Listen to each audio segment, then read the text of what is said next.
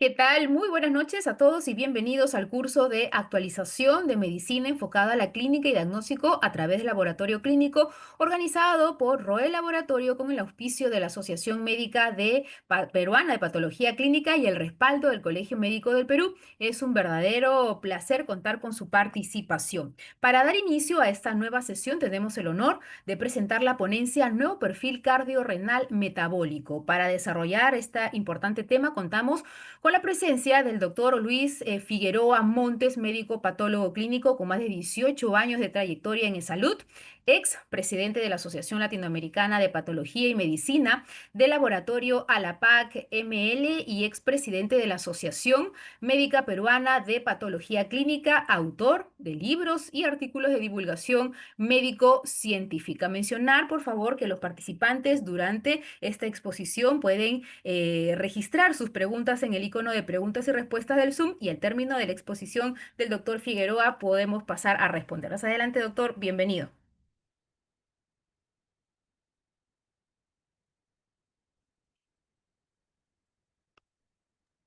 Muy buenas noches.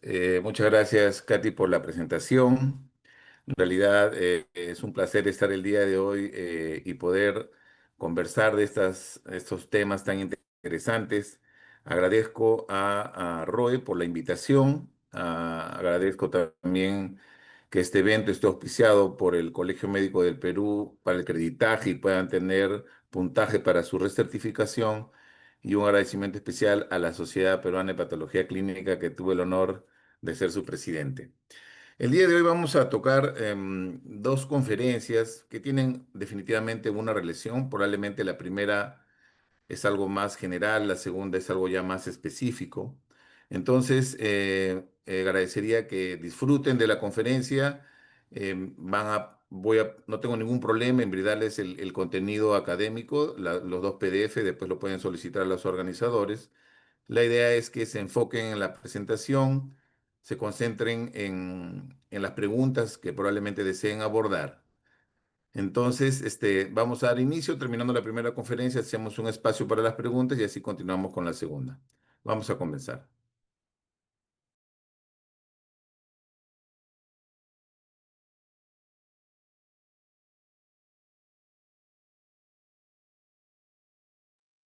Muy bien. Como les comenté, este título en realidad es un artículo que va a salir publicado ya en este mes que viene, en diciembre, en una revista europea de la Federación Internacional de Química Clínica, y en realidad es un artículo que he escrito con mucho cariño porque yo hace tiempo vengo abordando temas relacionados al diagnóstico precoz de las enfermedades crónicas no transmisibles. Entonces, esta es una propuesta que planteo, que hago en realidad a la comunidad académica, a los médicos del Perú y del mundo, de repente puedan entender con más detalle en qué consiste. En relación al contenido de esta presentación, no tengo ningún conflicto de interés, es una revisión académica. Como ustedes saben, a nivel mundial, especialmente el único continente que no tiene este problema es África, que aún se mueren la gente por enfermedades infecciosas, pero sin embargo todos los otros continentes ya han tenido una transición donde las muertes son ocasionadas por las enfermedades crónicas no transmisibles, diabetes, hipertensión, enfermedades respiratorias, cáncer, enfermedad mental, accidente, pero hay algo bien interesante. Si ustedes ven en esta imagen y probablemente si ven otras, no van a encontrar a la obesidad dentro de las enfermedades crónicas como parte de todo este componente, por decirlo así. Pero es importante entender que las enfermedades crónicas son las que generan mayor muerte prematura, es decir, gente menor de 70 años que aún puede producir económicamente, es decir, trabajar, muere por estas enfermedades y si sobrevive, tiene discapacidades, de tal manera que eso impacta negativamente. ¿Y quién absorbe todo esto? El sistema de salud, porque el sistema de salud va a tener una mayor carga de enfermedad por las mismas. Hace poco, el 14 de noviembre, celebramos el Día Mundial de la Diabetes. Y bueno, escribí un artículo y puse esta imagen en el artículo. Es una imagen del Ministerio de Salud de Sri Lanka, que ellos tienen, digamos, un programa nacional en la lucha contra la diabetes bastante bien estructurado. Y me roba esta imagen de este pseudo cigarro, pero si ven con detalle, no es cigarro, sino es azúcar. Azúcar rubia, azúcar blanca, cuya mezcla parece un cigarro, y es que en realidad el azúcar es adictiva. Y en el artículo que escribo pongo de frente no consumir azúcar, no digo disminuir el consumo de azúcar, digo no consumir azúcar. Genera diabetes, genera obesidad. Es un tema para reflexionar, porque si vemos probablemente lo que consumimos al día, muchos de ellos serán algo dulces. El aumento global de las enfermedades crónicas y en la cabeza las enfermedades cardiovasculares, especialmente, que tienen mayor mortalidad, pues la lideran, ¿no? Vienen las enfermedades renales, las enfermedades metabólicas y ahora ya nuevos artículos hablan ya no solamente de la enfermedad cardiovascular, renal y metabólica, sino de enfermedad cardiovascular, renal, hepática y metabólica. Todas ellas en su grupo, acumuladas, digamos, integradas, generan pues una gran carga de enfermedad en los sistemas de salud, socavan los presupuestos públicos. Miren nada más las emergencias de nuestros hospitales, públicos o privados. ¿Qué pacientes tenemos? ¿Con qué preexistencias, comorbilidades? ¿En qué condiciones llegan? ¿Están controlados? Entonces, lo característico de estas enfermedades es que están conectadas, tienen conexiones fisiológicas, fisiopatológicas, ¿no? Comunes, como por ejemplo menciona claramente la diapositiva, inflamación crónica, estrés oxidativo, resistencia a la insulina, y así comienzan a convivir y a progresar. Definitivamente la enfermedad cardiovascular lidera este tema y es la primera causa de muerte en el mundo. La gente se muere por infartos y por derrames cerebrales a nivel mundial y si sobreviven, la discapacidad que puede tener.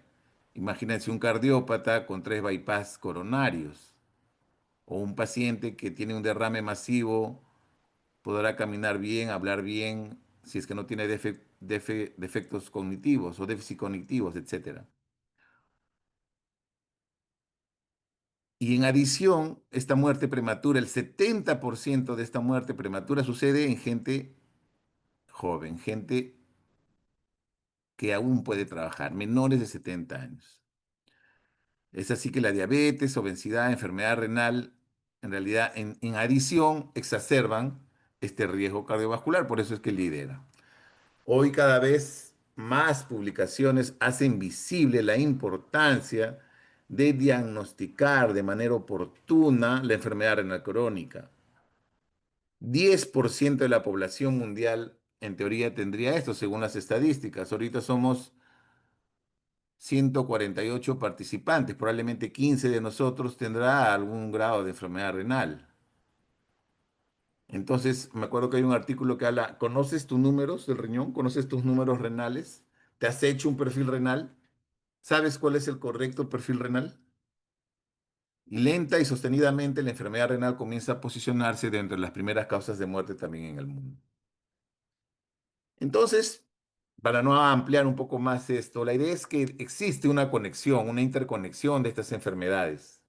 Hay una necesidad de implementar estrategias, unas estrategias que traten de impactar en ellas, pero que hagan visible la necesidad, primero, de diagnosticarlas oportunamente y segundo, de repente, de abordar qué cambios tiene que hacer el paciente, porque hay una responsabilidad individual. Puede ser un tema de salud pública, puede ser un tema de salud colectiva, pero también hay una responsabilidad individual, ¿no? Temas relacionados a la conducta, al comportamiento, hacer actividad física, comer saludablemente, no consumir alcohol, no fumar, etcétera, etcétera. Y desde el laboratorio clínico en general, es una responsabilidad también establecer alguna luz, algún camino para tratar de ver esto de una manera más integral, de una manera más global. Es decir, veamos el bosque y no veamos solamente los árboles o las ramas.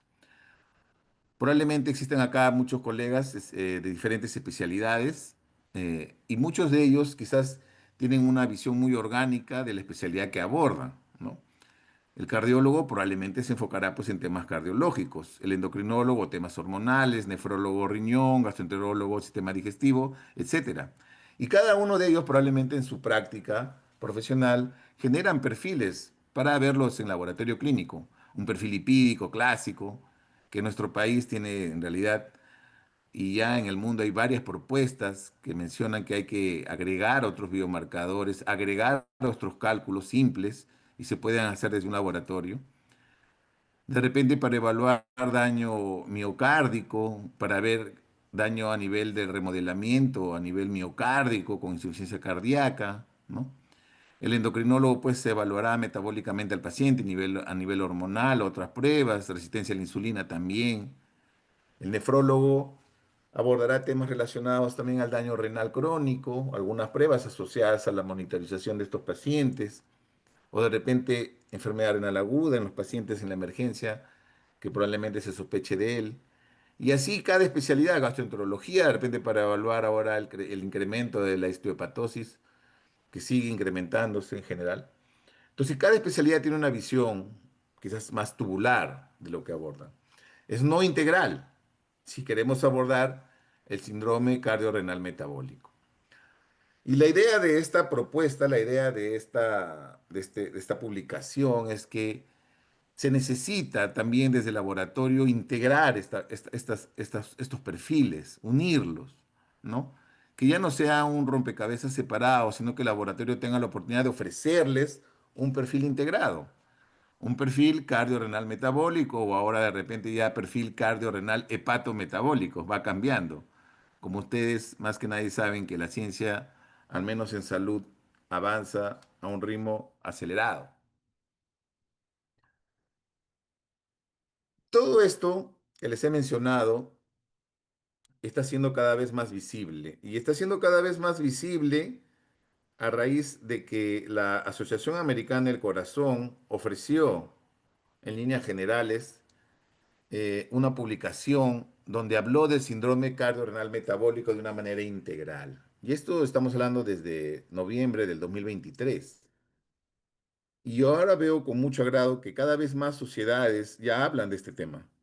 Endocrinólogos, cardiólogos, definitivamente, nefrólogos, y en muchos congresos mundiales ya se habla del síndrome CKM o el síndrome, como ahora ya les digo, CKHM, porque ya se agregó hepático. Pero en realidad, ¿qué está atrás de todo el síndrome cardiorrenal metabólico? ¿Quién está atrás de todo esto? ¿Cuál es la verdadera causa de las causas, como decía la OMS en una publicación? Y pues simplemente es la obesidad. Digo simplemente, pero en realidad es algo muy complejo. Hoy en día, al menos en este año, se han hecho muy buenas publicaciones en relación a este tema. Lancet abre en realidad un documento precioso de expertos donde comienza a abordar y hace ver que la obesidad nunca más debe ser considerado como un factor de riesgo o una condición, sino que ya es una enfermedad. Y ahora, hace poco, la Asociación Americana de Endocrinología Clínica ya inclusive le pone estadios a la obesidad para su abordaje. Entonces, si queremos realmente entender más la complejidad de un síndrome CKM, tenemos que definitivamente ir hacia entender todo lo relacionado a la obesidad. No pretendo ampliar mucho, pero quiero que entiendan que esta es la causa de las causas, ¿no? En esta publicación de Lancet hacen entender un poco la diferencia entre enfermedad y dolencia, que ellos le llaman el illness, ¿no? Y comienzan a ver cómo realmente hay una asociación de la obesidad o este incremento de la adiposidad en el tiempo. Y el problema es que por muchos años el sesgo de solamente considerar el índice de masa corporal para medir la obesidad ha sido en realidad un error. Y hoy en día tratan de corregir eso. En realidad no digamos error, sino que eso ya está cambiando. Ya no es solamente esta medida, sino otras medidas antropométricas u otros exámenes que deberían ayudarnos. Ellos ponen aquí claramente un ejemplo, ¿no? Como por ejemplo, o lo que a veces en algunas diapositivas yo pongo, si yo pesara a Arnold Schwarzenegger, les aseguro que es obeso, pero es músculo y no es grasa. Y cuando hablamos de obesidad o adiposidad, hablamos obviamente de grasa. Entonces, por ejemplo, este boxeador, vamos a decir de peso pesado, probablemente tenga algún grado de índice masa corporal incrementado, pero no tiene grasa y quizás esté saludable. De la misma forma, ya cuando se demuestra la obesidad porque hay un exceso de grasa, hay personas que pueden estar en teoría saludables, o lo que ya ahora se conoce como una obesidad preclínica, o realmente ya tiene una dolencia, un illness, y ya tiene obviamente factores o enfermedades asociadas a la obesidad. De esta forma, ellos establecen estas dos condiciones. Lancet en el mes de febrero lo publica y establece obesidad preclínica y obesidad clínica, ¿no? Índice de masa corporal, más algunas otras medidas antropométricas. Hoy en día está tomando mucho impulso el uso simplemente de cintura, estatura, que inclusive es general y no está tanto asociada a los temas étnicos. Eso ayudaría mucho. Y en la parte de la patofisiología, de la fisiopatología, claramente en la parte preclínica hay un daño quizás a nivel celular y tejidos y órganos, pero estos daños se están generando lenta y sostenidamente, de manera progresiva, pero cuando ya traducen quizás una sintomatología, un signo, una expresión, ya hay alteración del órgano, probablemente de órganos finales, ¿no? Entonces, las manifestaciones clínicas en esta primera etapa serán bajas, menores, ausentes, en fin, pero eso en el tiempo va cambiando y la detección y diagnóstico también se va aplicando y las pruebas de laboratorio son necesarias en estas etapas de estas enfermedades. Y como le mencioné ya hace poco, esto ha sido la primera semana del mes de noviembre, la Asociación Americana de Endocrinología Clínica establece un artículo bastante interesante donde da más detalles de cómo hay que abordar, da muchos algoritmos para abordar la obesidad en su integridad, especialmente hoy con el impulso de muchos medicamentos, ¿no?, que se están recomendando y en general los temas relacionados a, a los a los cambios del comportamiento, los estilos de vida. Entonces, igual esta, digamos, etiqueta de o diagnóstico de obesidad preclínica y clínica, como lo dice aquí claramente Lancet, ellos ya lo ponen como estadio uno y esta parte clínica, por decirlo así, lo divide en obesidad clínica, un estadio 2 y una obesidad ya con enfermedades asociadas, un estadio 3 y establece pues qué intervenciones hay que hacer. Habla de cómo él cataloga la obesidad, ¿no? Como este desequilibrio en la ingesta y temas para poder controlar el apetito, etcétera, y las complicaciones que se asocian, ¿no? Primero la adiposidad y después ya la enfermedad. Y ponen una serie de complicaciones asociadas a la obesidad y enfermedades relacionadas a la obesidad, muy detalladas, ¿no? Muy detalladas. Yo recomendaría que amplíen mucho más leyendo estos dos excelentes artículos, que en realidad de esto se va a seguir hablando por muchos años, hasta que quizás exista de repente algún cambio de la manera como se está abordando.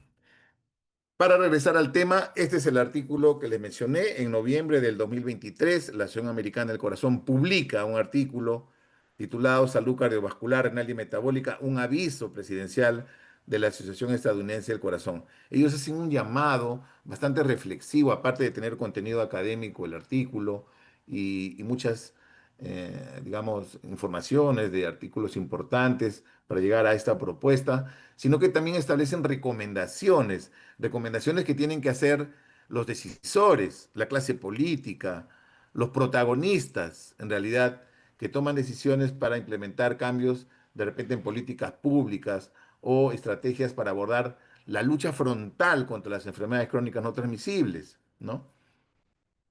Es un artículo un poco extenso, pero recomiendo también su lectura. Ahí está bastante detallado cómo se define este tema. Y al final tratan de resumir que es un trastorno, el síndrome cardiovascular renal metabólico, CKM, es un trastorno de la salud, dice, debido a conexiones entre estas enfermedades cardíacas, renales, diabetes, obesidad, que conducen a malos resultados de salud. Es decir, incrementa la morbi y mortalidad. La morbi y mortalidad se incrementa. Hay un exceso en estos pacientes. Hay un exceso de la morbi y mortalidad.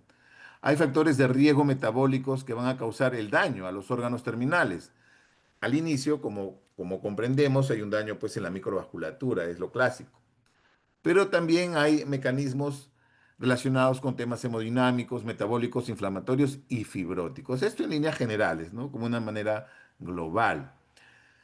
Lo destacado de esta publicación es que dice que cómo hay que clasificar a estos pacientes y qué intervenciones hay que hacer en cada una de ellas.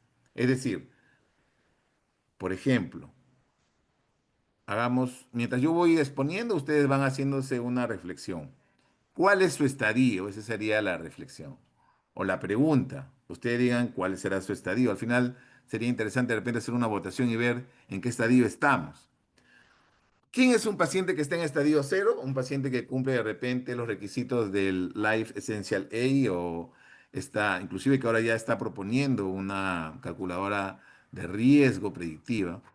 Dormir bien, comer bien, hacer actividad física, no tener problemas con la glucosa, no tener problemas con el peso, no tener problemas con los lípidos, no ser hipertenso, no fumar, incluiría no tomar de repente, pero esa apariencia saludable tiene que refrendarse con temas definitivamente de laboratorio. Entonces, solamente un paciente que tiene un peso, digamos, normal para su edad y su composición, etcétera, eh, laboratorialmente tendría que estar muy bien. Y un paciente en esas condiciones estaría en un estadio cero. Entonces, ¿quiénes del auditorio estarían en esas condiciones? Sería la primera pregunta. Y cuando ya comenzamos a tener un incremento de tejido adiposo, un incremento del tejido adiposo que podríamos decir quizás un sobrepeso, obesidad tipo 1, 2, 3, o obesidad preclínica, clínica, o obesidad estadio 1, 2, 3, vamos a tener ya quizás un problema a nivel del metabolismo. Y una primera traducción de eso sería un paciente prediabético, básicamente prediabético.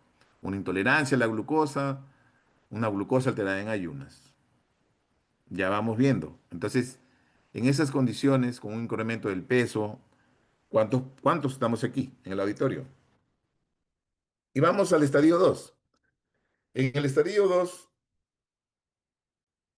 ya comienzan a aparecer factores de riesgo metabólico, ¿no? Y del síndrome clásico, que es el síndrome CKM, es decir, el paciente ya puede tener o cumplir con los criterios de un síndrome metabólico, ya quizás sea hipertenso, quizás ya tenga una dislipidemia, como acá dice hipertrigliceridemia, de repente asociado a un LDL alto, un HDL bajo, un colesterol remanente incrementado, un colesterol no HDL incrementado, una ApoB incrementada, una lipoproteína A tal vez, diabetes tipo 2 y que tenga algún grado ya de enfermedad renal crónica, que tenga una enfermedad renal crónica. ¿Cuántos del auditorio estaría en el estadio 2?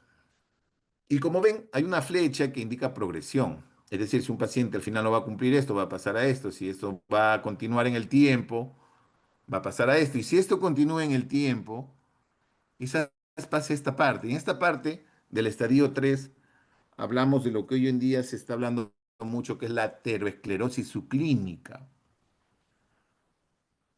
La aterosclerosis subclínica, que se puede manifestar de repente por algún grado de insuficiencia cardíaca, de repente una fracción de eyección preservada aún, una disminución de la fracción de eyección con algún tipo de preservación, es decir, sin alterarse aún, o la presencia de repente de calcio a nivel de las arterias coronarias, por hablar de un test no invasivo como la tomografía, o de repente algún procedimiento invasivo coronario, ¿no? Hay tomografías ópticas, pero en realidad acá no detalla más de eso, pero la idea es que ese paciente ya tiene presencia de ateromas de manera importante y ya ese corazón comienza a fallar. Pero aún ese paciente todavía podría tener alguna intervención y encima asociado a un daño renal. pero ya claramente de un estadio 3 que ha superado, en este caso, 4 o 5, con muy alto riesgo para entrar. Y si hasta este momento de alguien del auditorio todavía está en este rango, que es más difícil de poder saberlo, porque si no te haces pruebas para abordarlo, difícil va a ser, pasarás a un estadio 4 que es el último. Y en el último es la expresión sublime de todo esto en el tiempo.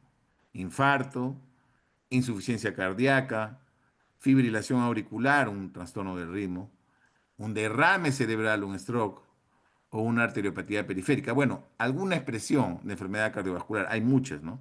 Pero digamos, destacan estas, y ya con un daño renal, que convive probablemente el estadio 3 y el estadio 4. Entonces la pregunta es, ¿quiénes en el auditorio han tenido ya o tienen alguno de estos eventos? ¿Cómo estará la población peruana si yo haría un análisis o un estudio de prevalencia? Y sobre esta clasificación y sobre la propuesta que yo hago, establezco obviamente un perfil cardiorrenal metabólico.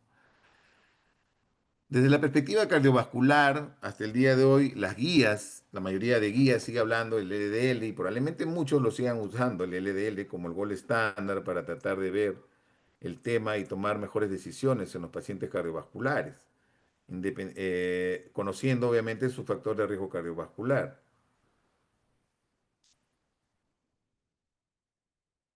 Pero cada vez es más visible la importancia de otros biomarcadores, como el ApoB, como el cálculo del colesterol no HDL y hoy en día más aún con la lipoproteína A.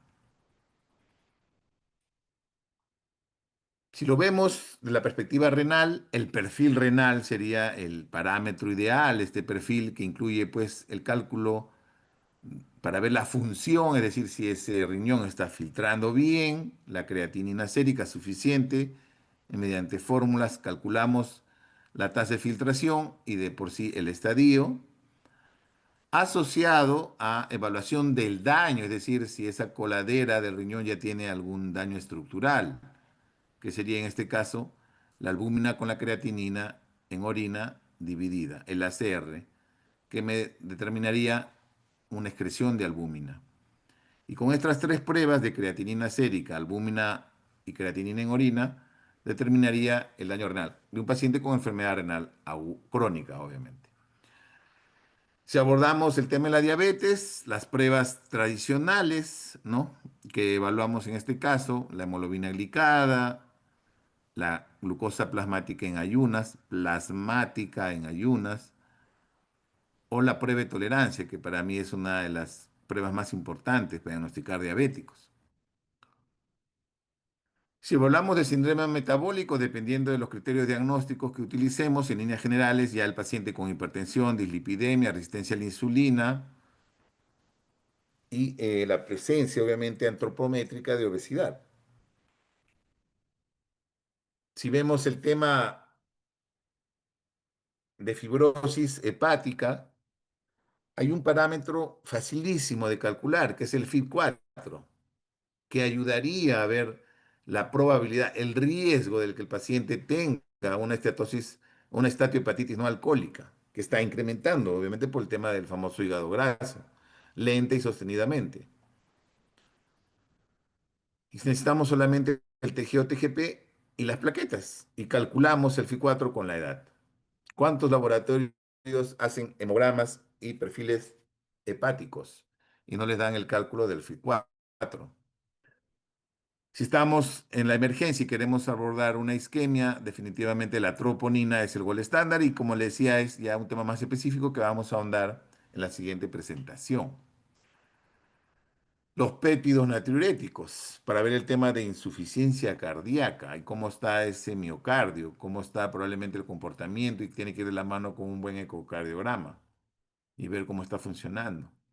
Hay un cálculo que también se llama el índice OMA, que se puede hacer con la glucosa y la insulina, y nos haría ver también el riesgo de tener una resistencia a la insulina asociado ya a un síndrome metabólico. Entonces, como pueden ver, el estado de arte actual, el statu quo es eso, ¿no? Diferentes especialistas solicitando diferentes perfiles que se interpretan de diferentes informes y uno va armando el rompecabezas. Y la propuesta de este perfil de laboratorio y un llamado, obviamente, a que cambiemos este paradigma de hacerlo de esta forma es proponer un nuevo perfil en base a estos estadiajes, ¿no?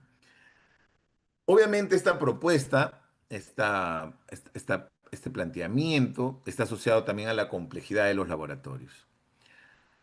Hoy en día una gran debilidad de los laboratorios es que no trabajan en red, ¿no? Y a veces es un problema, se hacen referencias para que el paciente vaya a un siguiente nivel a hacerse una prueba y probablemente pasen hasta meses para hacerse la nueva prueba para que le den cita. Acá la idea es que no viajen los pacientes, sino viajen las muestras. Y dependiendo del nivel y del estadiaje que tenga el paciente, yo puedo recomendarle algunas pruebas de laboratorio. De tal manera que en un solo nivel uno podría tener todas las pruebas para que puedan hacer una correcta interpretación y de acuerdo a la intervención, yo tendría que tomar la mejor decisión para manejar ese paciente. Entonces, aquí agrupo una serie de pruebas de las que ya más o menos hemos abordado por nivel de atención, ¿no? En un estadio cero, un paciente que le hago pruebas de laboratorio y no tendría problemas, pues sería un paciente sano, no habría mayor inconveniente, que sería este paciente. Pero un paciente que ya tiene un estadio uno, un exceso de peso, quizás con las pruebas clásicas para evaluar la diabetes podríamos verlo, aparte de parámetros clínicos que lo van a demostrar, como el índice de masa o circunferencia cintura-cadera, o el que ahora se habla mucho, estatura-cintura, cintura-estatura, más alteración de las pruebas que vamos a hacer. Pero ya cuando pasamos al estadio 2 ya podemos estar viendo este mismo paciente con sobrepeso, obesidad, con diabetes, con dislipidemia, con enfermedad renal crónica, ¿no? Que ya puede englobar cualquiera de estos casos. Y aquí ya tendríamos que ir agregando variables clínicas y laboratoriales, ¿no? Que vamos a abordar. Y básicamente la diferencia, diría yo, entre un estadio 3 y un estadio 4 es que de acuerdo al tratamiento o intervención que tenga el paciente con mayor complejidad, podría necesitar otro tipo de pruebas relacionadas a su enfermedad, ¿no? De acuerdo a su evolución y a la necesidad que el paciente tenga. Por ejemplo, si es un paciente que yo lo voy a anticoagular, quizás necesite pues monitorizar su tiempo de protrombina, si lo hago con warfarina, etcétera. Entonces ya se podrían ampliar otro tipo de pruebas. Pero inicialmente, si yo quiero hacer un tamizaje, un screening, clínica y laboratorialmente, podría incluir todas las pruebas que incluyo aquí en este nivel. Y esto en realidad es la propuesta. Pero esta propuesta de dar, de solicitar a un paciente, donde se precise claramente qué factores clínicos tiene, probablemente asociados, o qué riesgo, lo que fuera, tiene que haber pues un vínculo muy importante con laboratorio para que el laboratorio, en base a esta información brindada por la parte asistencial, se pueda abordar de tal manera que al final el reporte sea pues totalmente amigable, ¿no? Y pueda darles de repente alguna recomendación donde se evidencie que es un estadio, probablemente qué otras cosas más hay que hacer, qué otros estudios más podríamos recomendar. Pero ya sería solamente un reporte, una solicitud, una interpretación, un paciente, una intervención. De tal manera que al final de tener una serie de diferentes fichas, que son los perfiles, hoy en día probablemente se haga de esta manera, yo propongo hacer una integración de un nuevo perfil que integre todos estos perfiles y que de manera global se trate de visibilizar la lucha frontal contra las enfermedades crónicas, desde un abordaje clínico asistencial a un abordaje laboratorial por parte de nosotros. Pero como todo, pues tenemos muchos desafíos, ¿no? Uno de los grandes desafíos obviamente son los sistemas de salud, ¿no? Para implementar, pues tenemos que afrontar barreras relacionadas a los costos y quizás algunos laboratorios pues tengan limitaciones por sus infraestructuras para implementar pruebas. Y también la otra gran limitación sería que los colegas o los médicos o los especialistas comiencen a generar solicitudes de una manera más integral y ya de repente dejen de ver de manera más tubular el abordaje que existe. En realidad yo conozco especialistas que ya ven este tema un poco más amplio y le podemos hacer la vida más fácil si de repente desde el laboratorio podamos a liberar exámenes de este tipo. En líneas generales se debería validar esto en condiciones reales, comenzar de repente a hacer estudios pilotos. Es cuestión de comenzar a implementarlo, existe bastante evidencia, es cuestión que se tome la idea o se discuta de repente a nivel de sociedades, si acá hay colegas de otras sociedades, podemos hacer un foro, un análisis, presentar un consenso, etcétera. Se pueden hacer muchísimas cosas y hacer visible esto para nuestra realidad peruana. El otro es que tenemos que comenzar a entender que los laboratorios tienen que trabajar en red, no pueden estar y obviamente esto está relacionado a la fragmentación de nuestros sistemas de salud. El tema de la segmentación y fragmentación son temas vigentes que nos siguen golpeando hoy en día y en algún momento va a tener esto que revertirse. Pero el hecho de que no se trabaje en redes limita un poco la posibilidad de implementar un trabajo un poco más ambicioso. Este estudio, por ejemplo, que ya tenemos, esto se ha hecho la prevalencia, disparidad y mortalidad cardiovascular del síndrome CKM en los Estados Unidos. Miren, un corte de 2011 al 2018. En el caso de ellos que han evaluado en su población, ven pues que la mayoría está en el estadio 2, un 47% está en estadio. El otro porcentaje sería el estadio 1 y menos en el estadio 3, 4. Es evidente que esto cambia conforme al grupo etario. En gente mayor, los últimos estadios comienzan a incrementar en líneas generales, ¿no? Igual, bueno, acá lo ve un tema de género, también ve el tema de las razas. Lamentablemente nuestra raza siempre menos realizada, por eso necesitamos hacer estudios. Y tampoco es complejo no entender de que los estadios más altos pues están relacionados directamente a una menor sobrevida, ¿no? En líneas generales, una menor sobrevida. Los estadios más avanzados tendrán pues una sobrevida mucho menor. O igual las muertes se incrementan en estos grupos. Y otro estudio también aborda un poco lo que ellos definen el entorno, ¿no? O las determinantes sociales, que en lo personal me gusta hablar más sobre las determinantes globales porque es más amplio. A las determinantes sociales se les agregan determinantes políticas de la salud, determinantes emocionales de la salud, determinantes comerciales de la salud. Y cuando ellos evalúan, ven que la población que tiene desempleo, bajos ingresos, inseguridad alimentaria y tener dos o más determinantes sociales adversas, se asociaron pues con una mayor probabilidad de tener etapas más avanzadas de la enfermedad.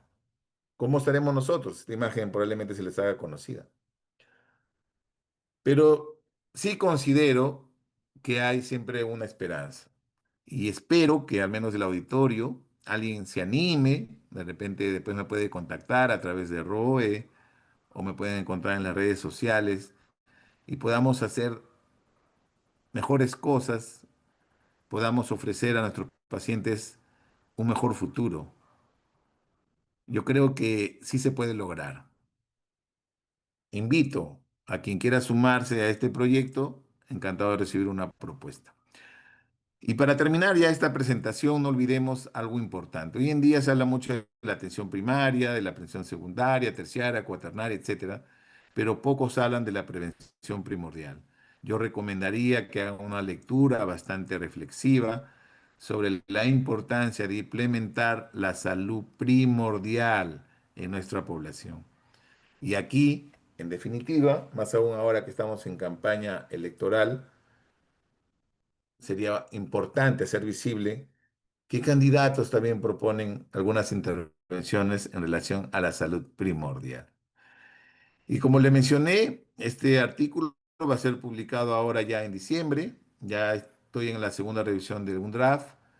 Está en inglés. En febrero ya lo publico en español, donde ya detallo, hay más cositas, digamos, en el artículo, algunos alcances mayores en relación a la bibliografía.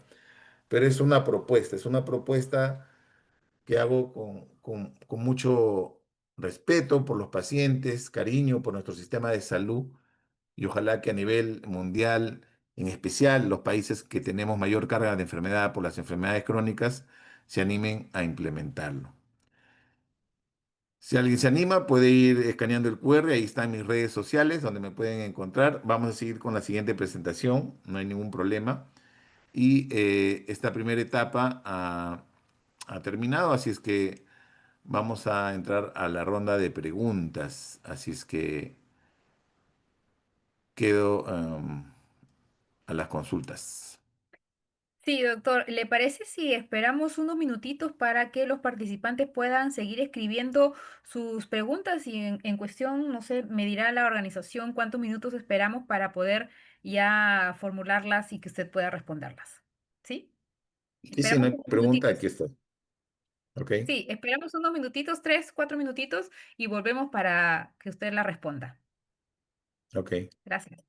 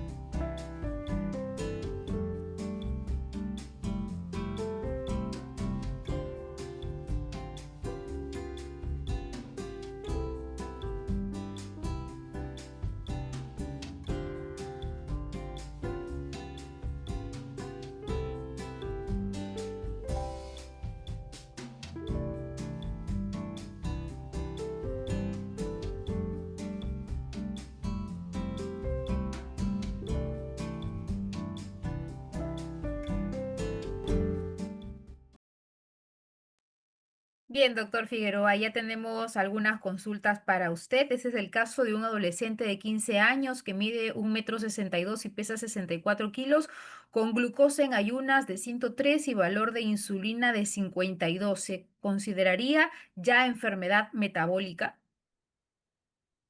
A ver, por lo que entiendo, tiene resistencia a la insulina y es definitivamente prediabético.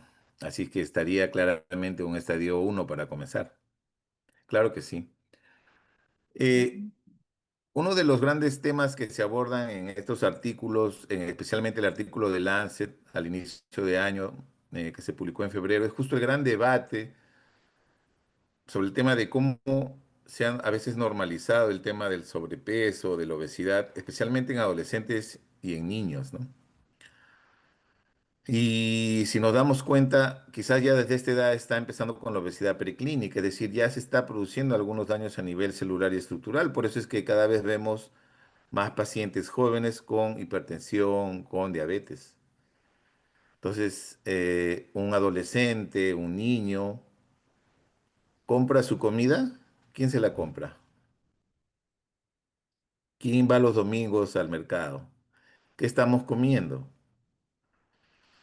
Entonces son reflexiones que nosotros mismos tenemos que ver, qué tenemos en nuestra refrigeradora, ¿no? Entonces, ¿qué pensamos hacer para revertir esta realidad? Es un tema bastante interesante. Eh, y yo me quedaría con esa diapositiva en relación al Día Mundial de la Diabetes, no al azúcar, en realidad no al carbohidrato. No es fácil,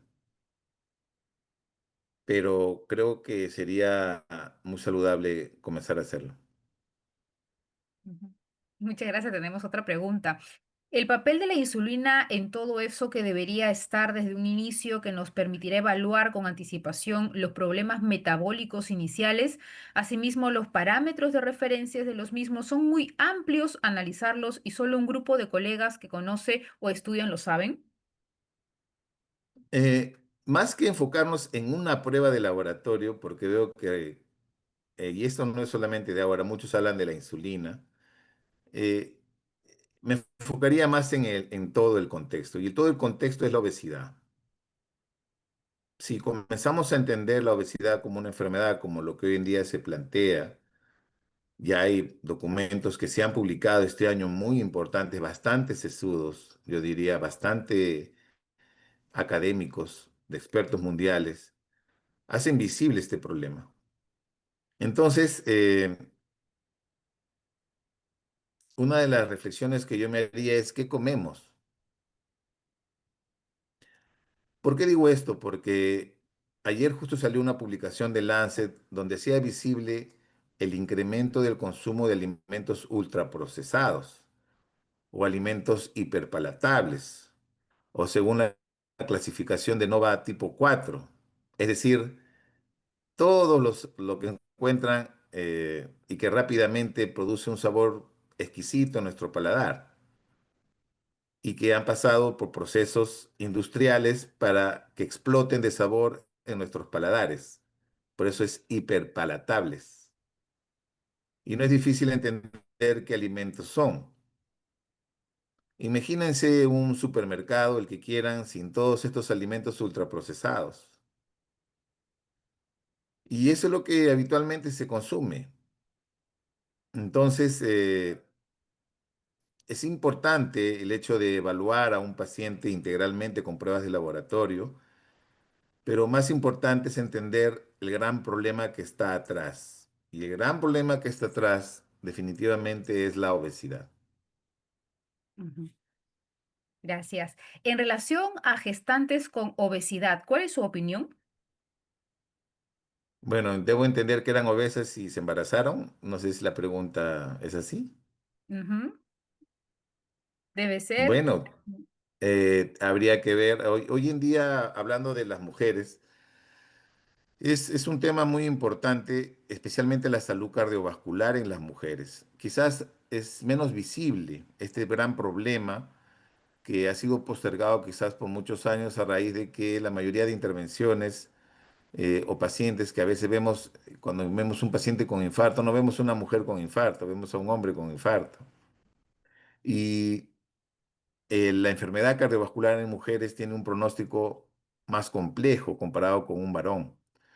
Inclusive la presentación de enfermedad cardiovascular prematura, en la mayoría de estudios se evalúan en los hombres menos de los 50, 55 años, las mujeres menos de los 65, porque tienen la posibilidad todavía de tener una protección hormonal. Pero hoy en día las sociedades de cardiología o instituciones que abordan la salud cardiovascular cada vez hacen más visible el hecho de abordar los problemas cardiovasculares en mujeres. Entonces, si es una paciente con obesidad y va a tener una gestación, es importante pues que tenga una buena evaluación cardiológica para tratar de minimizar los riesgos, ¿no? Tanto para el producto como para la madre, ¿no? En este caso que va a dar a luz. Ujú.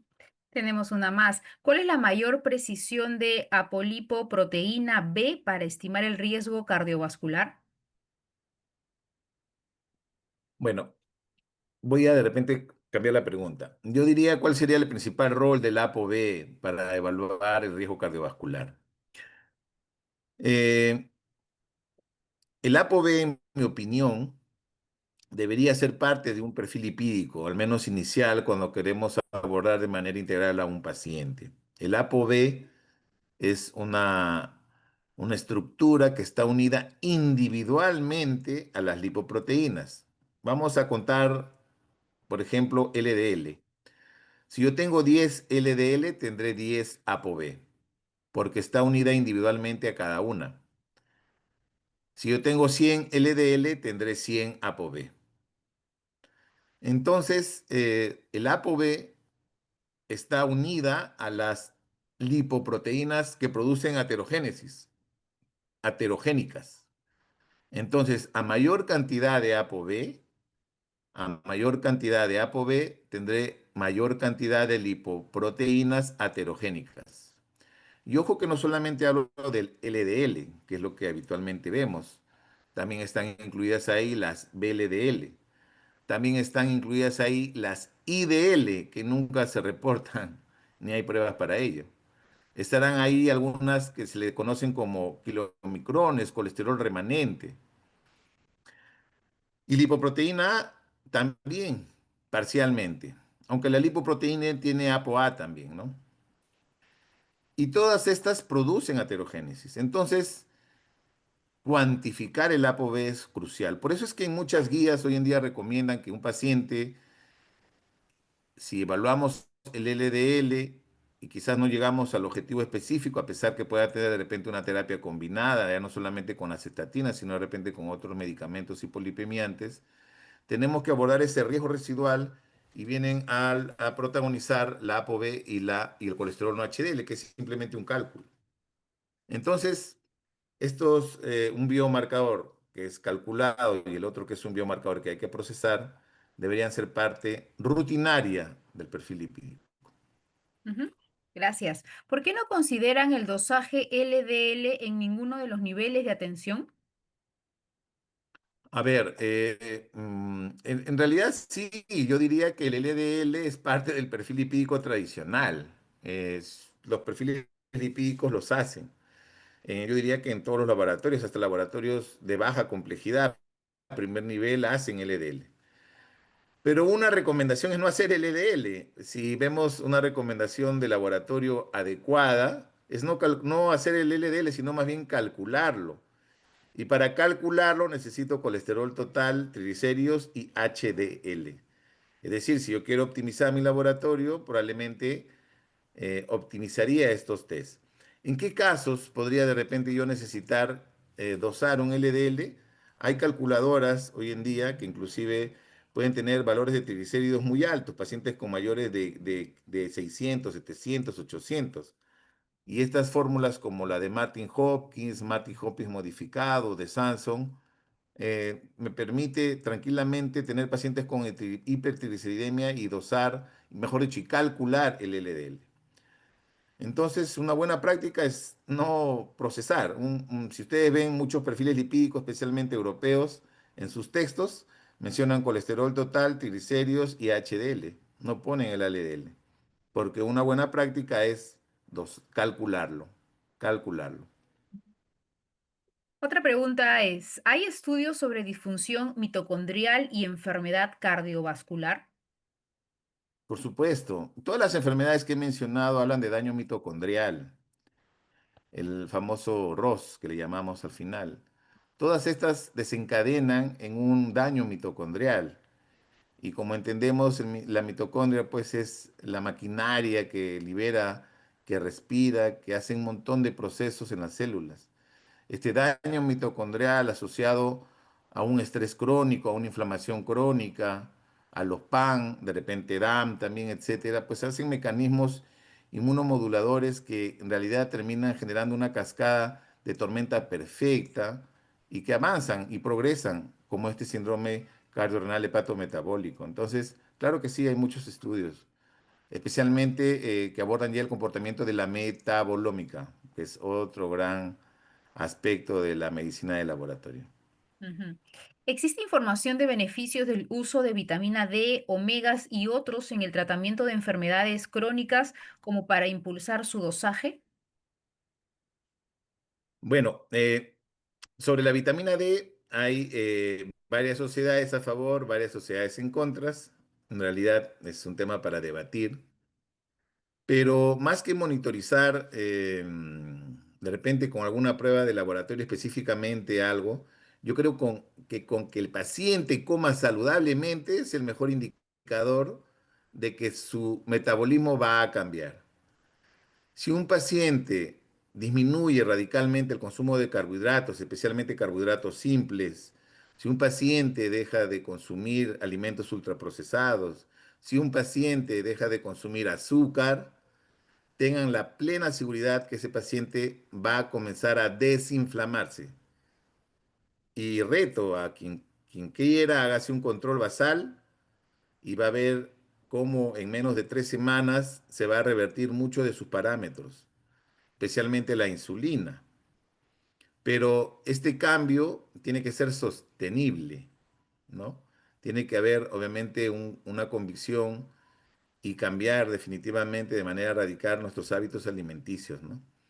Y más que estar monitorizando de repente con alguna prueba específica, yo consideraría que comer saludablemente sería lo mejor.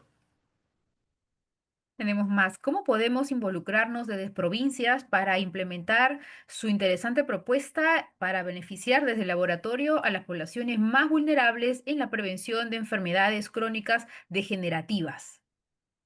Yo estoy a la orden. Me encantaría hacer visible esta propuesta a nivel no solamente nacional, latinoamericano, sino también mundial. El sábado voy a tener la suerte de estar en Bogotá hablando de este artículo y probablemente esté en otros escenarios.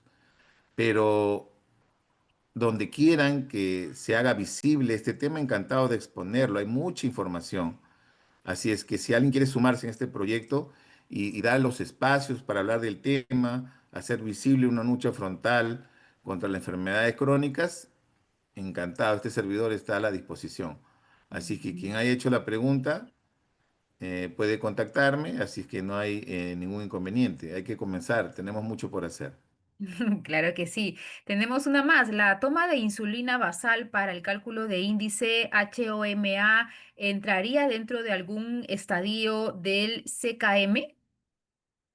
Por supuesto, como hemos visto, probablemente un paciente ya con un estadio 1, a pesar que haya solamente un cambio a nivel de la adiposidad o del metabolismo de glucosa, quizás ya podría tener alguna disfunción de la insulina, si es que es probable que exista un incremento de la insulina, ¿no? Es probable que ya exista un hiperinsulinismo, de un estadio 1 inclusive. Estadio 2 ya definitivamente es más manifiesto porque ya tiene diabetes. Claro que sí. Ujú.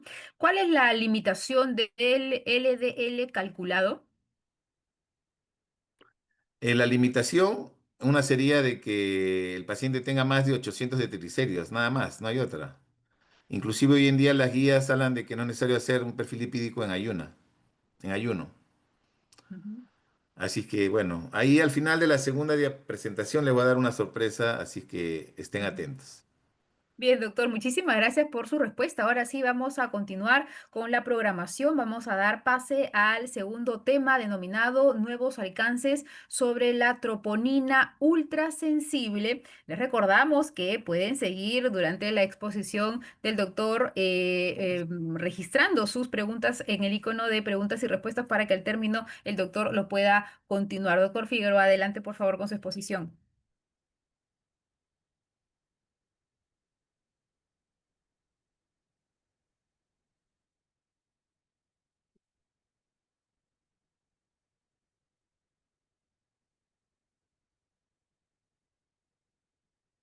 Listo.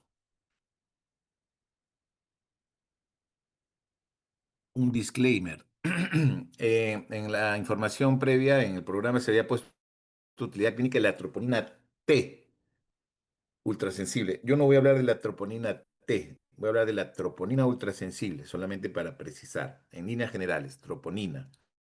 Voy a hablar de la troponina. Muy bien. Para introducir un poco de este tema tan interesante como es la troponina, creo que hay que entender un poco el riesgo cardiovascular. ¿Cuántas personas del auditorio, ahorita estamos a ver, 203 hemos incrementado, estábamos en 180 al comenzar? Gracias a todos, por favor, por estar en esta hora 8:33, ya hora de estar con la familia y estén aquí compartiendo este momento con mi persona, hablando de un tema tan interesante. ¿Cuántas personas del auditorio saben cuál es su riesgo de tener un derrame o un infarto en los próximos 10 años? ¿Quiénes saben a conciencia cuál es ese porcentaje? ¿A quienes les han dicho, tu riesgo de tener un infarto o un derrame cerebral en los próximos 10 años es de tanto por ciento? Háganse esa pregunta, respóndansela ustedes. Y es muy probable que a pocas personas de estos 212 participantes le hayan dicho cuál es su riesgo, les aseguro. Porque es algo que lamentablemente sucede y deberíamos saberlo. Y ahí sí, eh, somos corresponsables. Yo creo que a nivel asistencial hay cosas que sí deberían priorizarse, más aún sabiendo que la salud cardiovascular es crucial. La primera causa de muerte en el mundo son problemas cardiovasculares. Este estudio me pareció muy interesante. Este es un estudio que se hizo a nivel mundial para ver cómo están los lípidos. Y de 17 países que participaron, 7 de ellos tenían una media elevada por encima de los niveles que recomienda la OMS. Y miren, está Australia, Japón, Macedonia, Eslovaquia, Germania, Alemania, Austria y otros, de casi 500 millones de perfiles lipídicos, ¿no? Colesterol alto y LDL elevados, obviamente son factores de riesgo para el desarrollo de enfermedades cardiovasculares. Y este es el mapa. Una vez más, el país de plomito, es decir, no hubo información de nuestro país y otros de la región, participó solo Brasil. Y bueno, si vemos, Brasil está en un color intermedio, pero hay lugares que sí tenían un valor alto. Digamos que poblacionalmente no tenemos, por decirlo así, dislipidemias de manera general, tal vez, pero eso hay que tomarlo con pinzas. Entonces, en relación a la pregunta inicial, ¿cuál es ese riesgo de tener un infarto o un derrame en los próximos 10 años? ¿Qué probabilidades tenemos de que en los próximos 10 años tengamos un infarto? Y miren, aquí por ejemplo hay una calculadora. Esta calculadora que tiene en definitiva una influencia importante, lo que tendría de la ancestría, es decir, un componente racial, porque es una calculadora de riesgo hecha en Inglaterra, el QRIS 3. Es una calculadora, en lo personal me gusta, hay otras, como vamos a hablar más adelante tal vez. Por ejemplo, un paciente de 47 años, varón, con otro grupo étnico, no obviamente caucásico, no fuma, diabético, que tiene antecedentes de su familia que en menos de 60 años tuvieron alguien con infarto o angina, no tiene enfermedad renal, no tiene fibrilación auricular, no está en tratamiento para la presión y otras variables que también se detallan en la calculadora de riesgo. Y si hacemos el cálculo, dice, el riesgo en base a la información que yo le brindo, porque esto es una calculadora predictiva, te dice que va a pasar, tu riesgo de sufrir un ataque al corazón o derrame es del 10.5%. Es decir, de 100 personas como tú, el riesgo es que 10 de estas 100 caritas pueden tener un infarto o un derrame. Y una persona de su misma edad, sin factores de riesgo, es de 4. O sea, de un 4% subió a 10%. ¿Cuál será tu riesgo cardiovascular? Hay muchas calculadoras de riesgo cardiovascular. Después podemos ampliar al respecto. Vamos a poner un caso clínico. para hacerlo más interesante. Varón de 59 años, antecedente personal de diabético, una hemoglobina glicada de 10, es decir, mal controlado, hipertensión también mal controlada, fuma una cajetilla de cigarro al día y consume alcohol una vez por semana. De sus familiares, un hermano de padre murió por infarto a los 48 años. Viene con un dolor precordial de alta intensidad, 8 sobre 10, sudoración y palidez. Familiares llaman al servicio de ambulancia. Vamos a imaginar el SAMU, STAE o alguna privada. Y, y me encantaría que alguien abra micro o escribe en el chat. ¿Cuánto creen que va a llegar la ambulancia a su casa en tiempo? Imaginémonos que el señor vive, vamos a poner un distrito, no sé, pues, Surco, ya vamos a decir Surco, y si tiene que atender, no sé, pues en Revaliati. ¿En qué tiempo llegará su ambulancia para que lo recoja a su casa? A ver si alguien escribe en el chat un tiempo promedio. Escriban, sin temor. O pueden abrir micro también, no sé si se puede, Katy. A ver, hacemos a la pregunta, ¿se puede abrir micro? Creo que no. No, a ver, han escrito No. por acá. Media hora, dice, media hora, uy. Anonymous, bien. 1 hora, 2 horas. Víctor, 20 minutos. Patricia. Víctor Ábalos, no hay chat, dice. En 45 minutos, dice Andrés. Ya. Vamos a ver, vamos a quedarnos con el caso clínico. ¿Cuánto tiempo llegará al hospital? Como ya lo hemos mencionado en la anterior presentación, la enfermedad cardiovascular pues es parte. Acá justo en esta publicación menciona claramente cuál es la causa de las causas, ¿no? Hablan de que la globalización, la urbanización, el envejecimiento, el nivel educativo, económico, en fin, dentro de las determinantes sociales, que hoy en día para mí ya serían determinantes globales, eh, comienza todo. Esto hace que hagan cambios en su conducta. De repente alimentación poco saludable, consumir tabaco, alcohol, inactividad física, sedentarismo. De ahí viene la etapa de prehipertensión, hipertensión, sobrepeso, obesidad, prediabetes, diabetes, dislipidemia, etcétera. Y al final desencadena en un evento cardiovascular, un infarto o un derrame, discapacidad o muerte. ¿Mm? Cuando les mencionaba sobre las determinantes, les dije que habían determinantes comerciales. De repente alguien no ha ampliado. Pueden entrar. Lance tiene un capítulo, una comisión que aborda este gran problema. Y dice que son cuatro las industrias que son responsables del tercio de muertes en el mundo. 33% de las muertes en el mundo son producidas por estas industrias. ¿Cuáles son? Tabaco, alcohol, alimentos ultraprocesados y combustibles fósiles. Determinantes comerciales de la salud y las industrias que matan. Cuando hablamos de las enfermedades cardiovasculares, pues hablamos de muchas de ellas, pero básicamente nos enfocamos en dos, el infarto y el derrame cerebral. Cuando hablamos de la troponina, nos vamos a referir a la cardiopatía coronaria, al corazón. Nuestra isquemia. ¿Cómo están sus corazones? ¿Qué pasa si a un paciente le da un infarto? Probablemente ese paciente va a tener una discapacidad importante en un futuro. Aparte de tener controles periódicos, discapacidad quizás, cirugías posteriores, revascularizaciones. ¿Cómo queda un paciente infartado?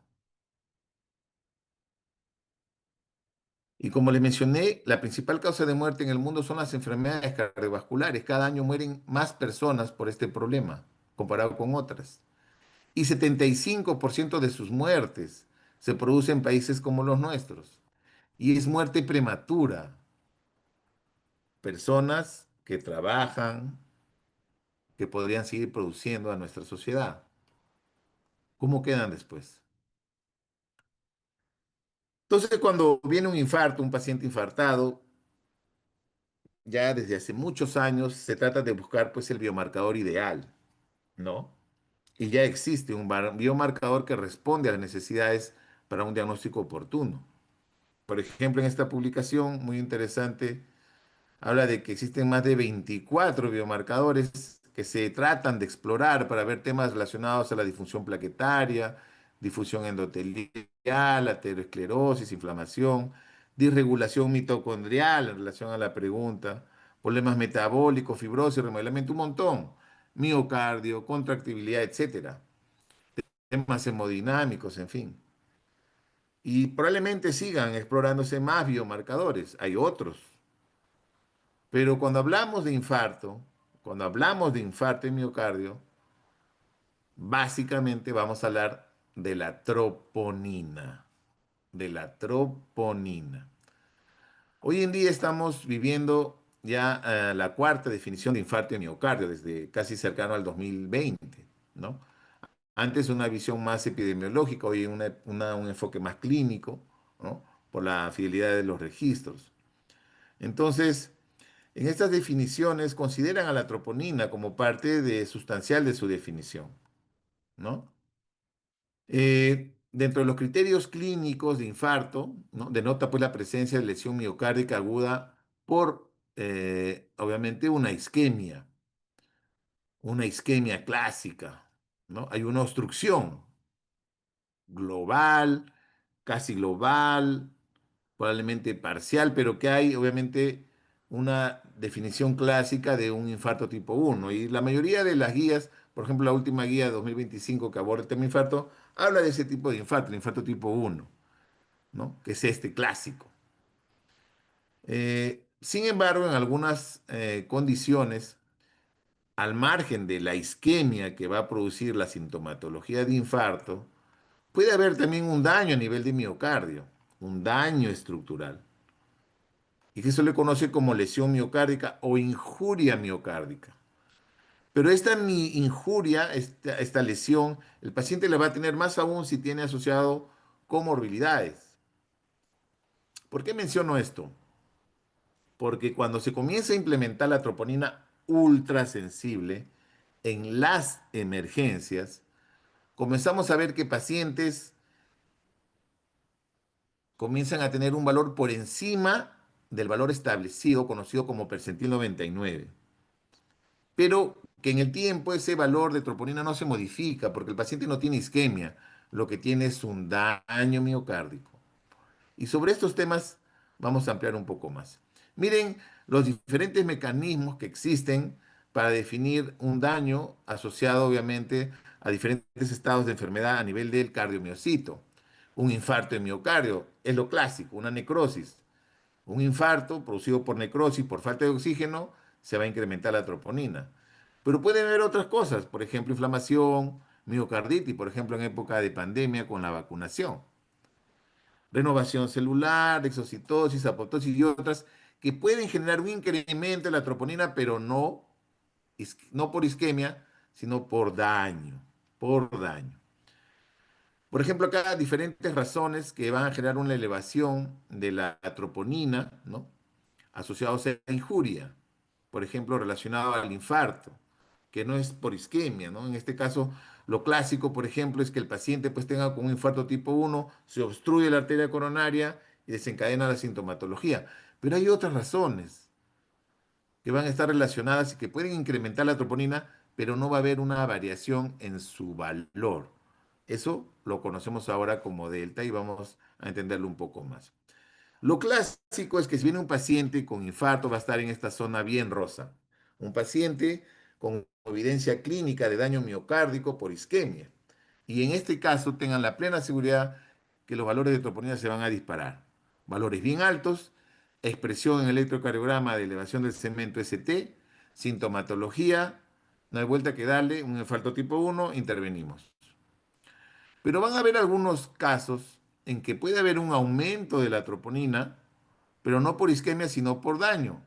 Más aún si se asocian variables como hipoxemia, anemia, taquiarritmia, insuficiencia cardíaca, enfermedad renal, etcétera, etcétera. O pacientes que van a tener todos estos problemas, pero no va a haber daño miocárdico. Este es un tema bien interesante porque si ustedes recuerdan la presentación anterior, cuando puse para abordar temas de injuria, por ejemplo, si queremos ver aterosclerosis subclínica, es probable que el paciente tenga algún daño a nivel miocárdico y puede expresarse con valores elevados de troponina ultrasensible, pero que no están asociados a isquemia. Hay que tener una diferenciación de eso. Y vamos a entenderlo un poco más adelante. Como mencioné, un infarto tipo 1, acuérdense que hay 5 tipos de infarto, vamos a referirnos al 1 y al 2 especialmente. El infarto tipo 1 es este, ¿no? Donde un ateroma que se ha ido acumulando por décadas, porque un ateroma no aparece de la noche a la mañana, se habla que puede ser entre 3 a 4 décadas su presencia, va a generar una oclusión completa de una coronaria, como se ve aquí por el trombo. O parcial, de repente va a dejar que pase algo. La expresión clínica puede ser, pues, con algunas diferencias, pero que va a haber isquemia, va a haber isquemia. Y en esta sintomatología, definitivamente se va a incrementar la troponina. Se va a incrementar la troponina. En el infarto tipo 2 ya va a ser un poco más desafiante, porque en el infarto tipo 2 se va a producir también de repente una obstrucción, pero no porque se haya erosionado o se haya producido un daño a nivel del ateroma, sino que de repente está asociado a demanda de oxígeno.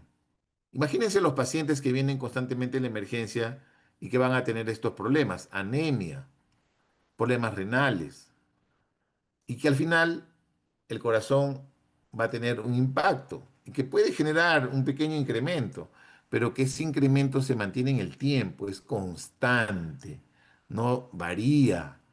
Si varía es porque hay un delta, y si hay un delta es porque hay una isquemia. Entonces hay que diferenciar bien.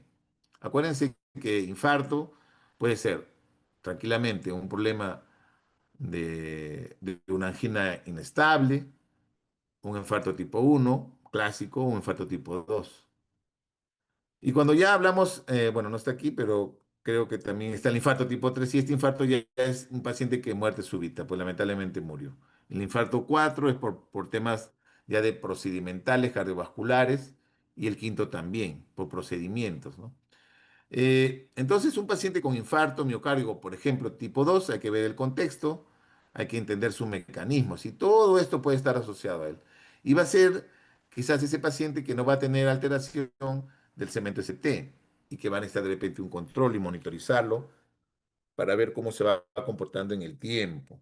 La idea es que tenemos que intervenir oportunamente. Acuérdense que por cada hora perdida de intervención se va a incrementar en 7% la mortalidad de ese paciente, o la sobrevida, perdón, si no actuamos de manera oportuna para generarle una revascularización, ya sea de repente con una trombólisis o de repente si hay un centro de hemodinamia que pueda acceder a que le hagan un cateterismo, le pongan un stent fabuloso. Muy bien, ahora vamos a entrar en detalle al test. Es importantísimo que conozcan los detalles de qué tipo de troponina están usando en sus establecimientos de salud. Y esa chamba tiene que ser, obviamente, de la mano con las personas del laboratorio. ¿Qué troponina están usando en sus emergencias? ¿Es ultrasensible? ¿Es troponina sensible o convencional o tradicional, como le llaman? ¿Qué troponina están usando? La troponina, ojo, no es específica del músculo miocárdico, también está en el músculo esquelético, pero sí se evidencia que específicamente se incrementa cuando hay un daño a nivel isquémico o injuria a nivel miocárdico. Eso no es cuestionable. Hay tres, por ejemplo, ¿ah? Hay la troponina I, la T y la C. Como ven aquí hay, y ya lo hemos tocado, hay un montón de causas relacionadas a la elevación de la troponina, muchísimas. Hay que entenderlas. Hay que conocer también un poco su composición, etcétera, ¿no? También ya desde la perspectiva del laboratorio hay que entender algunas características importantes del test, ¿no? Del test. Esto ya son temas analíticos, ¿no? Ver temas relacionados a las interferencias. Esto ya es un tema del test en sí, que el laboratorio tiene que conocer.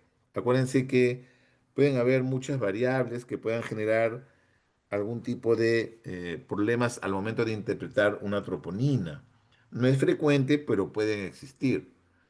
Temas asociados a condiciones de los pacientes, temas asociados también al tipo de test que estoy usando, porque repito, o mejor dicho, no repito, digo, no hay test perfecto.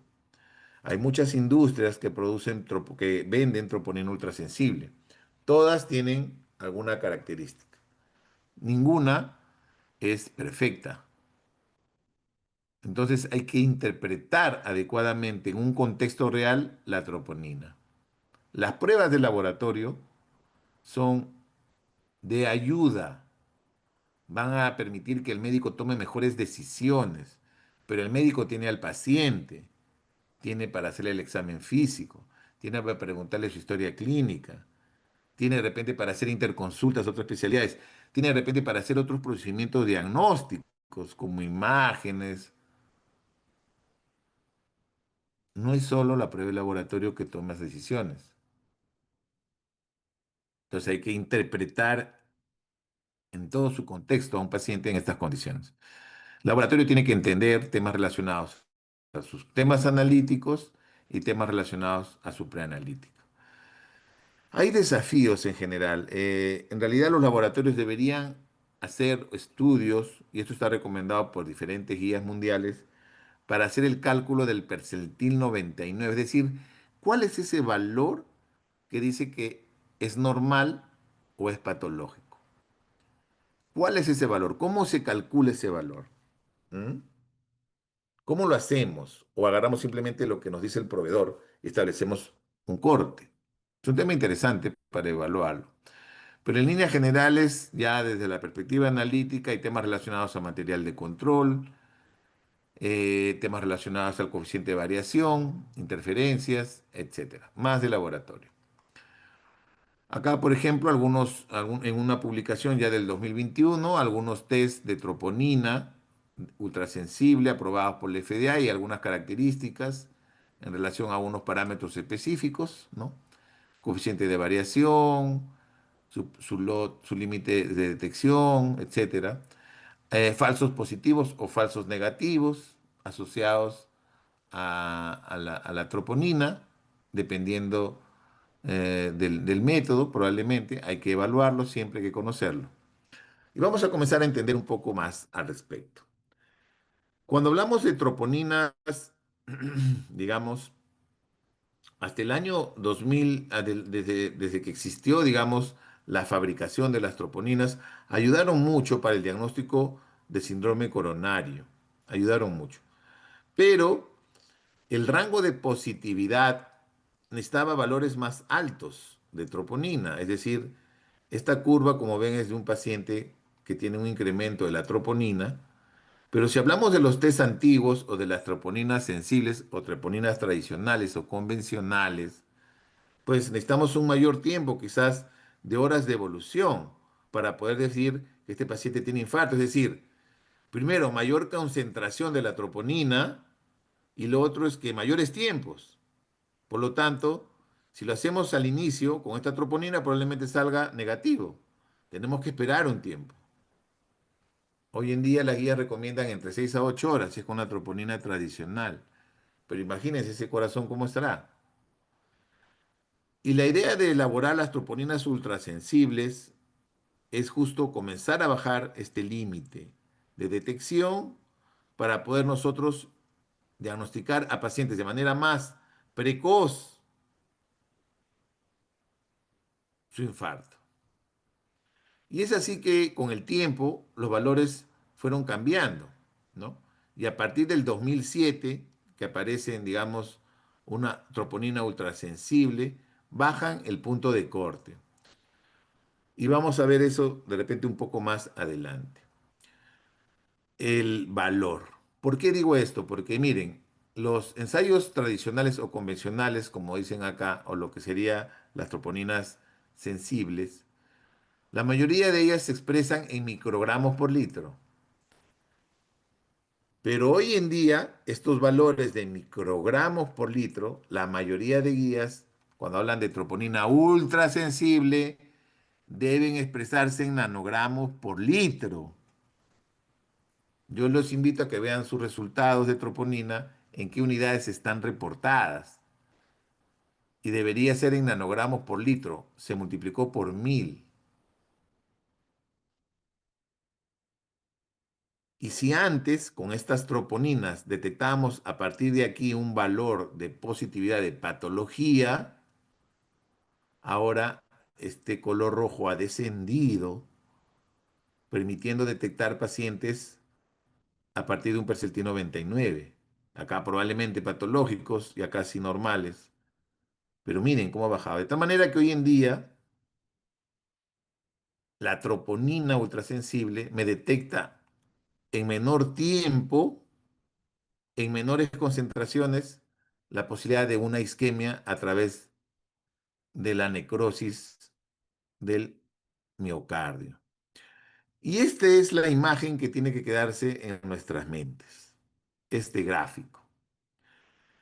Lo que está en verde, hasta aquí sería un valor normal. Vamos, pacientes, digamos, si ustedes no tienen ningún problema cardiovascular y se hacen una troponina, debería estar en estos valores verdes, menores de este valor verde. Pacientes que tienen, como les dije, enfermedades asociadas, diabetes, hipertensión, antecedentes también de problemas cardíacos, enfermedad renal u otras, pueden tener ya un daño miocárdico, un daño a nivel de miocardio. Pero estos pacientes van a tener una troponina que va a superar este percentil 99, pero que no varía en el tiempo. Es decir, si me sale de repente acá 50, de repente acá me sale 48, de repente acá me sale 52, de repente acá me sale 47, mantienen un promedio. No hay una gran diferencia.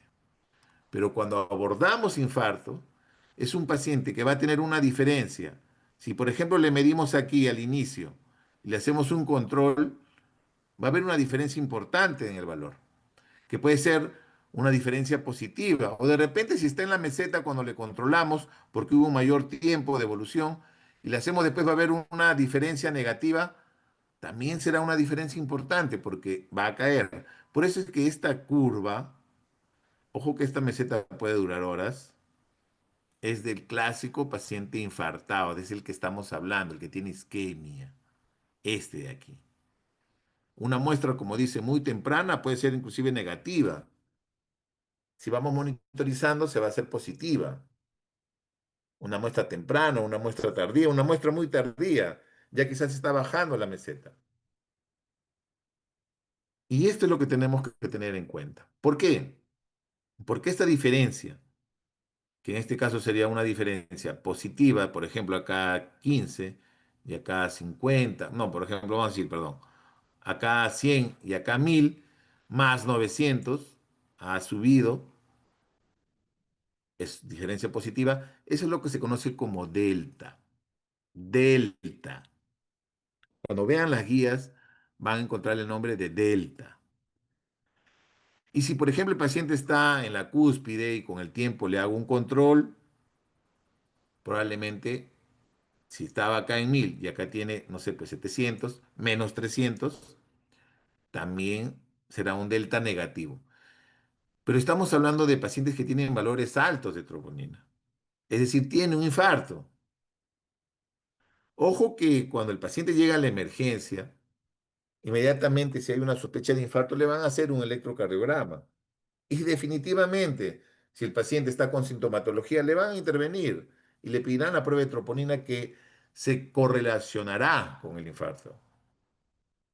Y después se monitorizará sus valores, porque también hay que ver scores para ver el riesgo de morbilidad y mortalidad incrementada, ¿no? Grace, etcétera, otros, que hay que usarlo. Eso ya lo usan los emergenciólogos. Y esta gráfica es más bonita. Miren, ponen valores de percentil 99, quizás 20, quizás 25, quizás 18, no lo sé, por aquí, 25, 26, normales. ¿Qué valores tienen de normales ustedes? Nanogramos por litro, ojo, nanogramos por litro. La mayoría de guías que van a ver están expresadas en nanogramos por litro. Pero miren, valores bajos, que hay que ver diagnósticos diferenciales, valores moderados, valores altos y muy altos. Obviamente, en valores muy altos, definitivamente la posibilidad de infarto es mayor. Valores más bajos, hay que ver siempre diagnósticos diferenciales. Entonces, la pregunta es, ¿cómo implementar la troponina en emergencia? Especialmente esta troponina ultrasensible, que es la que tenemos que implementar. Hay también publicaciones que establecen pues recomendaciones para que los laboratorios hagan esa transición. Mire, esto fue publicado en el 2019 y ojo que la troponina ultrasensible viene desde mucho más atrás. Hay que hacer pues todo un proceso de preparación. Yo la escuchaba a un médico muy reconocido, experto, que dice que cuando implementó esta troponina, literalmente vivía en la emergencia. Estuvo un mes hasta que los médicos lograron interpretar adecuadamente.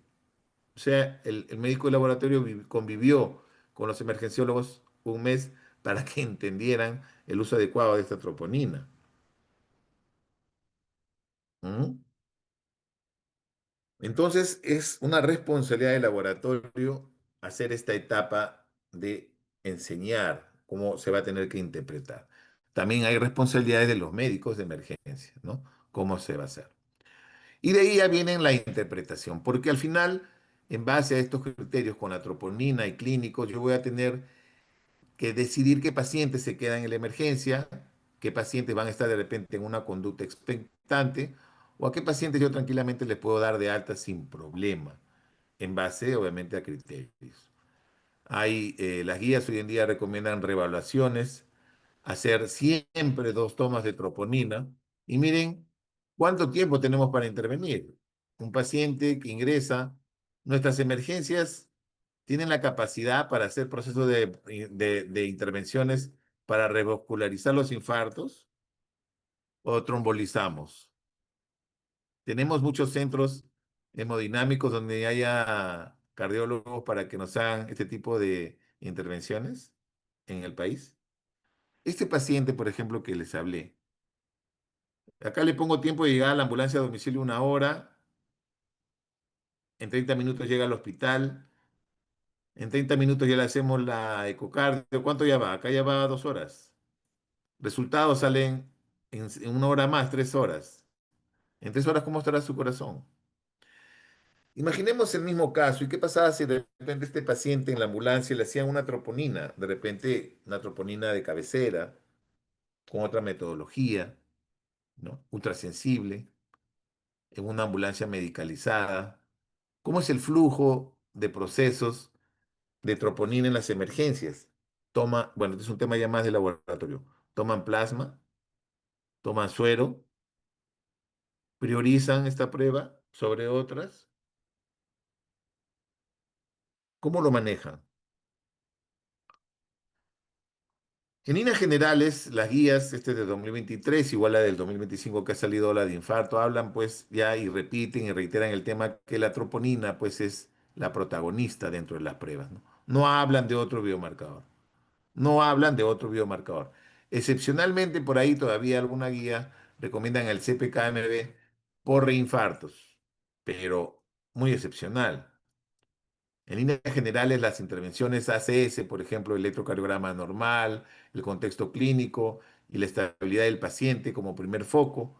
Después vemos la intervención de acuerdo al tipo de infarto, con elevación o sin elevación del segmento, alto riesgo de que sea un paciente, qué terapia antitrombótica puede usar, proceso de revascularización y después obviamente los temas de prevención secundaria, ¿no? ¿Cómo quedan estos pacientes? Manejo invasivo, tratamiento antitrombótico, en fin.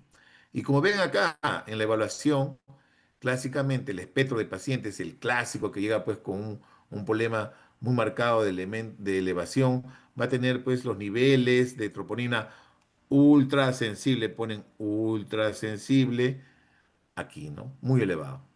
Quizás estos no, habría que ver. está en esa transición de repente de una angina inestable a un stent. Acuérdense, esto puede evolucionar de aquí pasar para acá, de acá pasar para acá, etcétera. Hay que verlo. Y como le mencionaba, la troponina es la protagonista. ¿Con qué frecuencia voy a hacer la medición? Ahí viene otro detalle. Muchos expertos hablan a la hora, 2 horas, 3 horas. Es un tema de definir también la realidad de cada establecimiento. Hay otros estudios que recomiendan, por ejemplo, también 2 horas como mínimo el control. Entonces hay que ver bien ese procedimiento, ¿no? Tenemos otros estudios, angiografía, imágenes, resonancia, por ejemplo.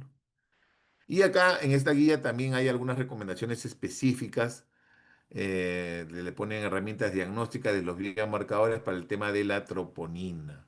Hay muchos casos clínicos que están asociados a diferentes contextos de las diferentes troponinas de las diferentes marcas que hay que tener presente, ¿no? Elevaciones superiores a 5 veces el límite superior tienen un valor predictivo positivo alto, del 90%. Para un infarto uno. Claro, pues valores más altos, ni qué decir, ¿no?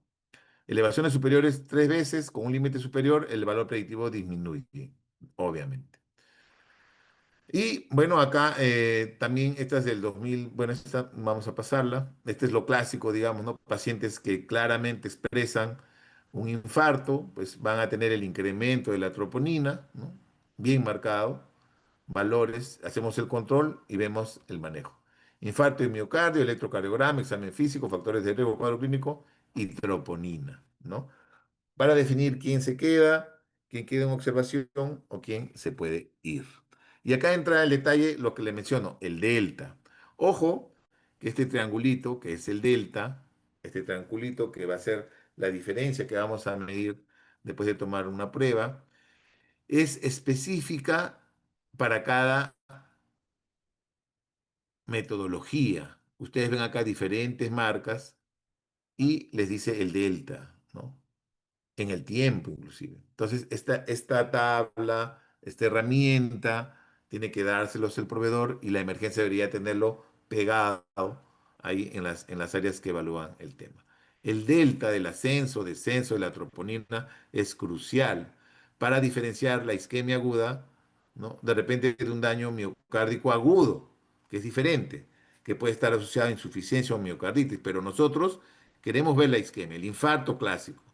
Un paciente que tenga un trombo que ha obstruido, un desequilibrio, también hay que evaluarlo entre infarto tipo 1 y infarto 2. El 2 obviamente es más desafiante. El uno es el que idealmente se expresa y podemos tomar intervenciones más rápidas y oportunas clínicamente. Y hoy en día están apareciendo nuevos métodos, ¿no? Nuevos métodos cada vez para tratar de tener tiempos de respuesta más importantes, más aún por la oportunidad de la intervención. Pruebas de troponina point of care, ¿no? En ese momento que hice esta revisión, hablaban todavía que habían algunos desafíos, ¿no? Mírese, cada segundo que se pierde en emergencia puede repercutir clínicamente. Las pruebas POC tratan obviamente de cerrar esa brecha. Al descartar un posible infarto, cada minuto de espera tiene un costo. Como ya dije, se incrementa la mortalidad, ¿no? Entonces imagínense si este paciente, por ejemplo, que venía de la ambulancia, le hicieron de repente ya una troponina en la ambulancia, si es una ambulancia medicalizada. Rápidamente el médico ya puede tomarle una decisión. Imagine que ya venga con un electrocardiograma, que llegue a la emergencia, doctor, es un infarto, ya intervenga. ¿Cuánto tiempo ahorraríamos? ¿Cuál sería el pronóstico? Entonces, este tema sigue en evolución. Cada vez hay estudios que se están ya demostrando que los test que se utilizan, digamos, para tratar de abreviar el diagnóstico en los pacientes están mejorando su desempeño. Acá alguna publicación de algunos test que han demostrado algún beneficio, ¿no? Inclusive, por ejemplo, en un país determinado se han hecho estudios que evalúan el tema de el dolor precordial en pacientes de la consulta ambulatoria, ¿no? Acá pacientes, ¿cuántos pacientes vienen de repente a la consulta ambulatoria con dolor precordial? Y muchos de ellos son derivados a la emergencia porque ahí no tienen herramientas, ¿no?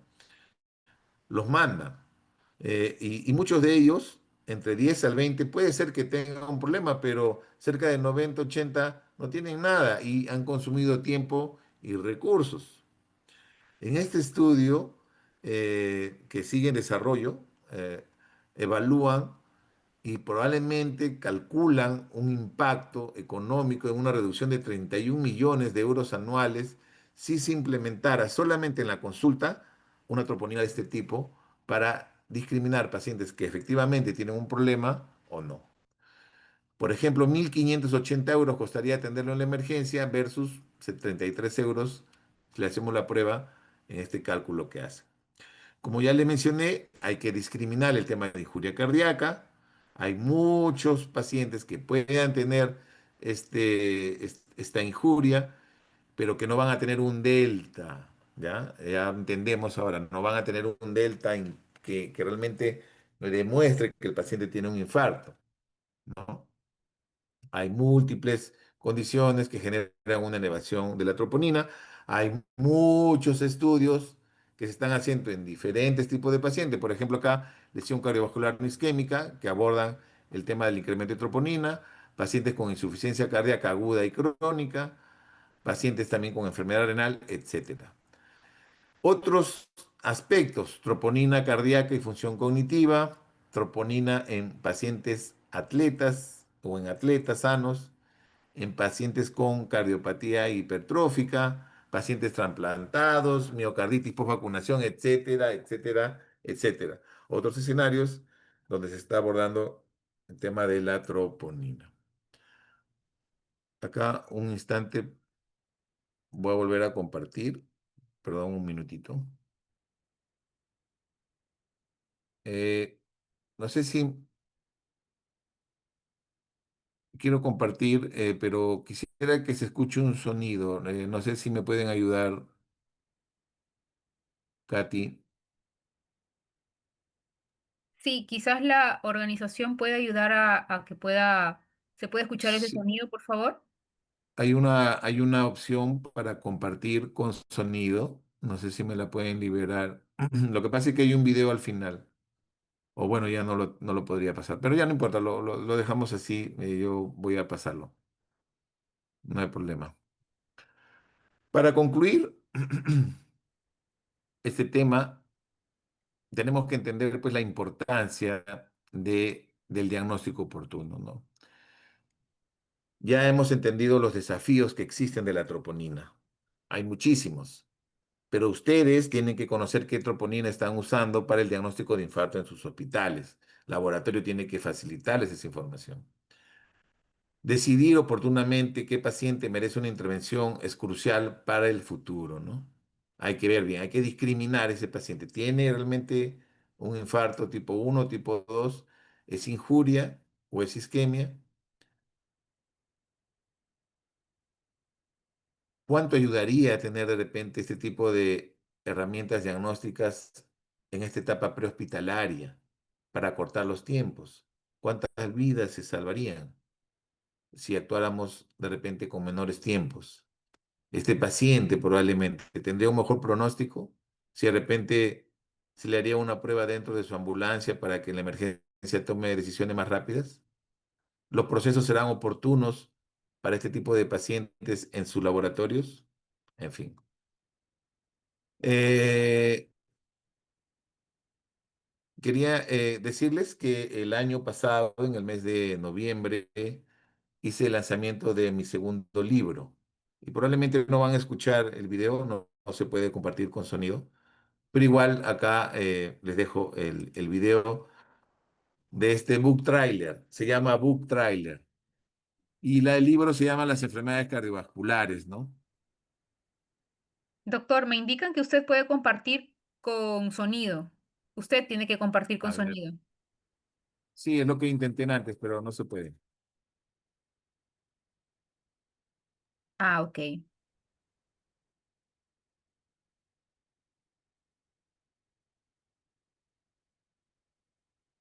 Creo que se volvió a salir.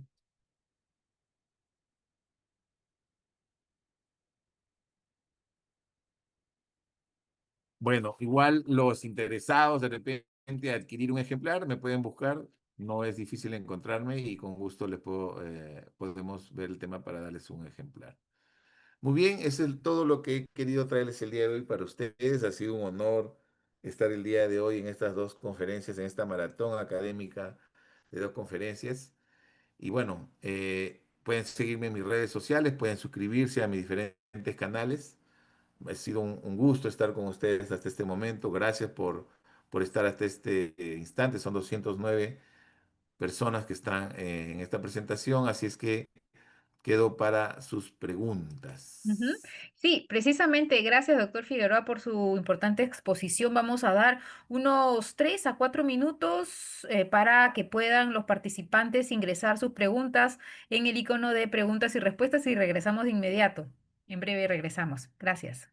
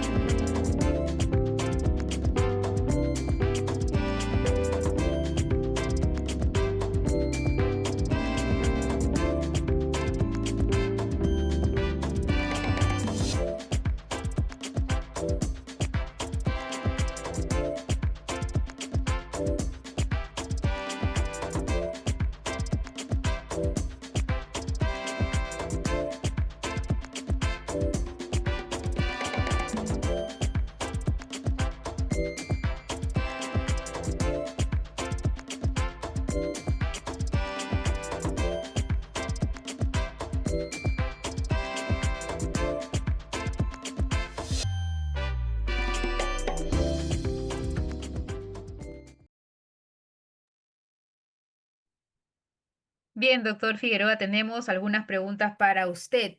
En nuestro país, ¿cuál troponina es la más específica para detectar IMA?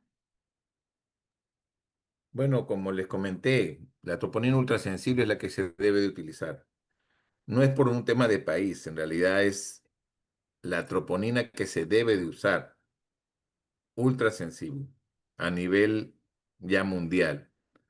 Porque la troponina sensible o convencional, pues lamentablemente no va a diagnosticar a la mayor cantidad de pacientes. Va a haber un subdiagnóstico o hay que esperar más tiempo. Probablemente el daño en miocardio va a continuar. Así es que todos deberían implementar troponina ultrasensible en sus emergencias.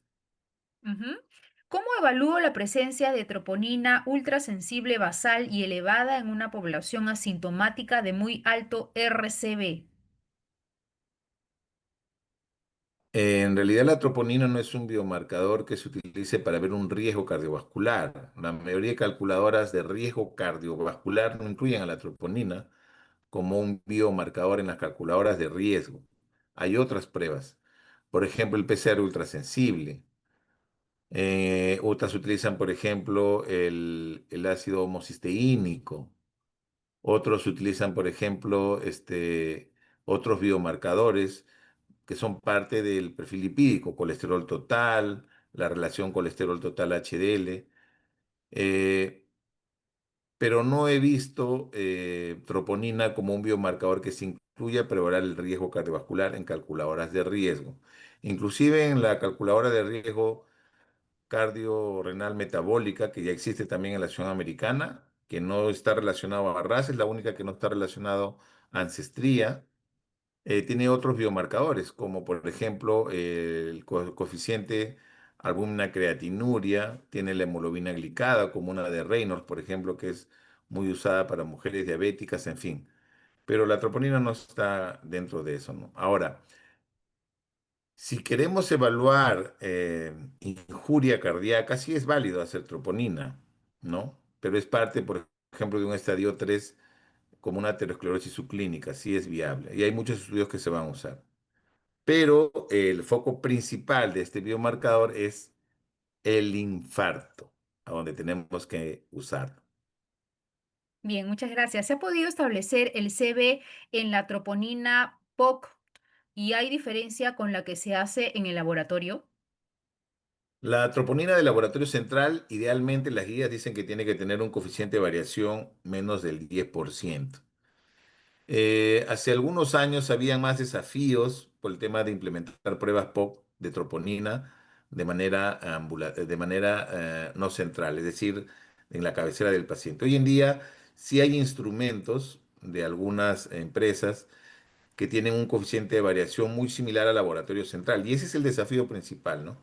Que estas pruebas traten de tener un comportamiento como un laboratorio central.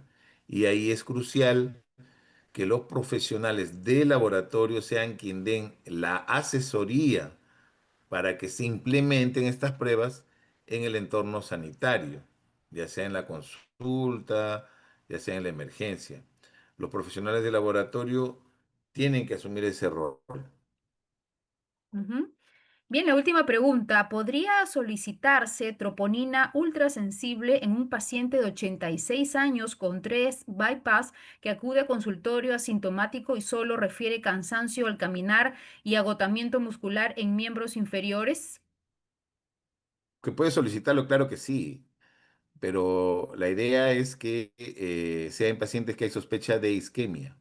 Probablemente al ser un paciente cardiópata, quizás tenga una injuria cardíaca, quizás tenga una troponina por encima del percentil 99, es muy probable, pero es solo para confirmar eso.